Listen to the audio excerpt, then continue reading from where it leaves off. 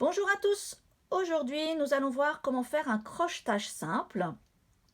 Pour cela, j'ai préparé un petit bout de mat, tout simple. Déjà une paire et mon crochet. Nous allons voir comment crocheter en premier une paire, comme par exemple ici. Donc c'est une paire qui vient de l'ouvrage et qui va se terminer dans le mat. Donc on va faire un crochetage final. Nous verrons ensuite comment crocheter deux paires, comme ici, qui arrivent de directions différentes.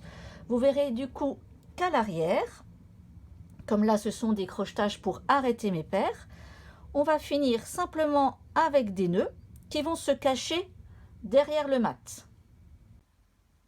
La question importante évidemment c'est quel crochet utiliser. Alors personnellement, comme je travaille avec du DMC 80 ou équivalent la plupart du temps, j'ai adopté le crochet en 0,5 mm.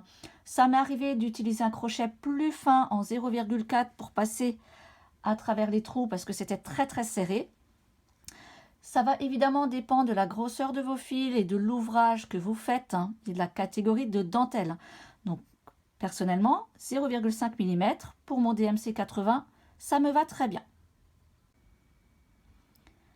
Pour crocheter la paire que j'ai préparée ici sur la droite, le système sera identique si vous crochetez de la gauche. On va déjà commencer par enlever l'épingle de l'endroit où je veux crocheter.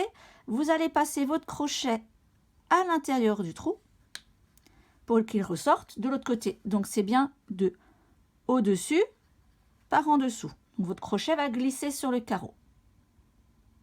Ensuite, il va falloir choisir un des deux fils. Le moyen le plus simple de se souvenir lequel choisir, c'est celui qui va respecter le tissage. Quand on tisse, c'est une fois au-dessus, une fois en dessous.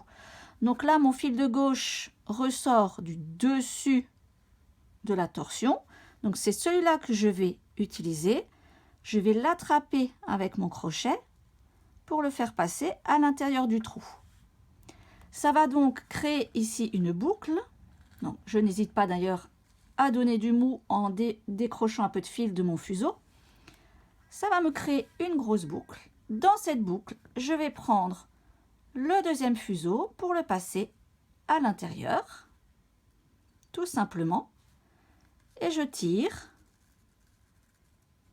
mon fil de départ, qui là, hop, s'est accroché dans une épingle. Et je viens caler le tout au niveau de mon trou. Je peux remettre l'épingle pour éviter que ça se déforme, tout simplement, puisque là maintenant, je vais devoir faire le nœud. Alors, pour faire le nœud, rien de plus simple. Vous allez simplement faire un nœud comme un nœud de chaussure. Une première fois. Et une deuxième fois. Et vous allez pouvoir mettre la paire de côté. Je vous remontre la méthode avec cette fois-ci non pas un crochetage final que je termine par un nœud, mais un crochetage qui va permettre à ma paire bleue de venir s'attacher à ma boucle ici, à mon trou, avant de repartir dans le travail. La méthode est la même. J'enlève l'épingle, je passe mon crochet de l'extérieur vers l'intérieur, c'est-à-dire que je viens frotter le carreau. Mon crochet sort en dessous, donc il va tirer le fil par en dessous.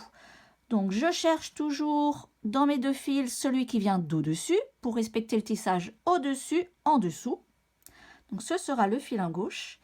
Pour aider, je peux aussi très bien utiliser mes doigts et faire une petite boucle.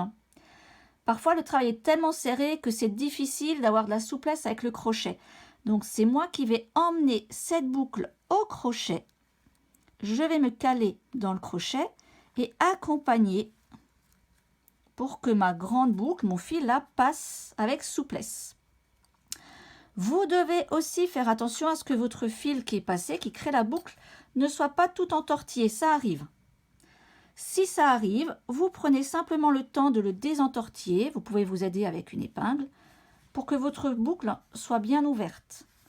Et une fois que c'est fait, vous prenez simplement l'autre fuseau, vous le passez à l'intérieur et vous tirez comme nous l'avons fait tout à l'heure avec le fil rouge.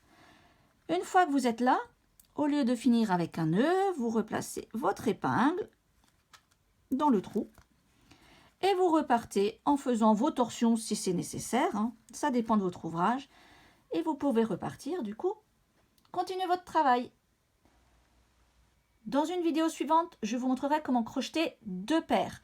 Que ces 2 paires arrivent d'endroits différents pour venir se crocheter dans le même trou, ou que ce soit par exemple des paires d'une corde. Et donc je vous dis à bientôt dans une prochaine vidéo.